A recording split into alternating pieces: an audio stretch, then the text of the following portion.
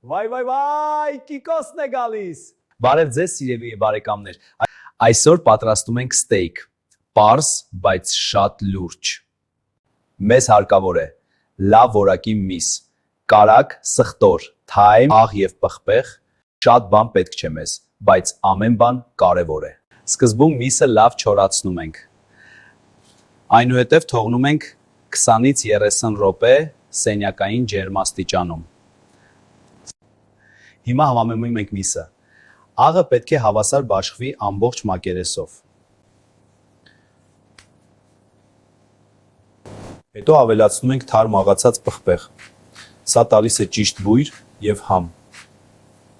Համեմումը պետք է լինի հավասարակշռված եւ ամբողջական։ Միսը արդեն պատրաստ է տապակմամբ։ Այս փուլում ամեն ինչ կախված է ջերմությունից։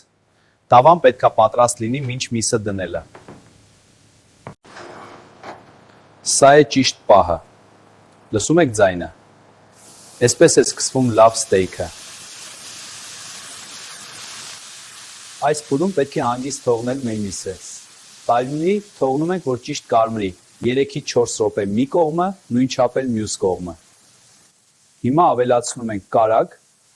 սխտոր եւ ռոզմարին բույրի համար։ Կարագը սկսում ենք լցնել մսի վրա։ Շարունակում ենք կարագը լցնել մսի վրա։ Սա պահում է միսը հյութալի եւ տալիս է ավելի հարուստ համ։ Բույրը արդեն զգացվում է։ Թարակը, սխտորը եւ ռոզմարինը միանում են։ Սա է այն պահը, երբ միսը ստանում է իր համը։ Հիմա տեղափոխում ենք ջեռոց։ Սա օգնում է, որ միսը հավասար եփվի ներսից։ Թողնում ենք մի քանի րոպե։ Հանում ենք միսը ջեռոցից, զգույշ աշխատում ենք։ Պատրաստ է հաջորդ փուլին։ Այսպես պետք է լինի պատրաստ միսը։ Տեսքից արդեն երևում է արդյունքը։ Հիմա կարող ենք անցնել կտրելուն։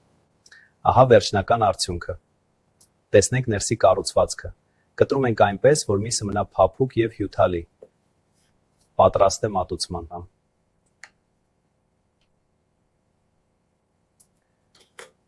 Այսպես է պատրաստվում ճիշտ ստեյքը։